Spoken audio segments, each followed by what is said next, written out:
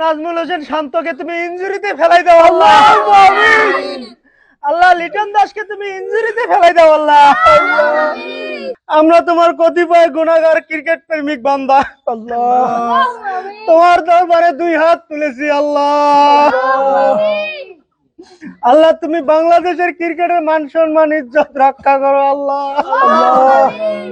একজন ক্রিকেট প্রেমিক হয়ে কইতো লজ্জা লাগে, কিন্তু তুমি তো দেখছো আল্লাহ, তারপরও কই আল্লাহ তোমার কথাটা।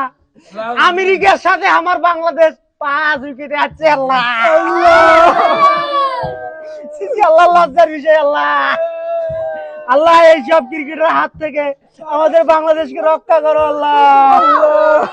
লিটনের বউ বলছে লিটন নাকি 2 মিনিটের বেশি পারফরমেন্স করতে পারে না আল্লাহ।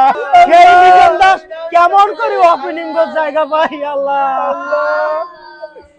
এই দুই কুলাঙ্কারের হাত থেকে আমাদের ক্রিকেটকে রক্ষা করো আল্লাহ। নাজমুল হোসেন শান্ত যে অধিনায়ক হয়েছে আল্লাহ, এটা মাহমুদুল্লাহর উপর অবিচার করা হয়েছে আল্লাহ। তার মতন একজন অভিজ্ঞ সিনিয়র ক্রিকেটার থাকতে নাজমুল হোসেন শান্ত কেন অধিনায়ক হবে আল্লাহ?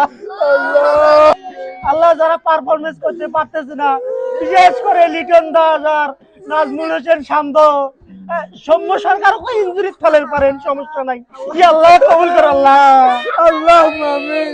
আল্লাহ এদের জায়গায় যেন মেহেদী হাসান মিরাজের মতো অন্য কেউ অভিজ্ঞ ক্রিকেটাররা জায়গা পায় আল্লাহ।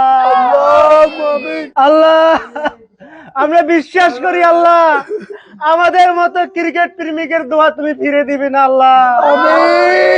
এই যে ছোট ছোট ক্রিকেট প্রেমিক আল্লাহ, এই যে বান্দর মার্কা ক্রিকেট প্রেমিক আল্লাহ, সবাই মিলে হাত তুলছি আল্লাহ, তুমি কবুল করো আল্লাহ। আমিন আমিন সুম্মা আমিন।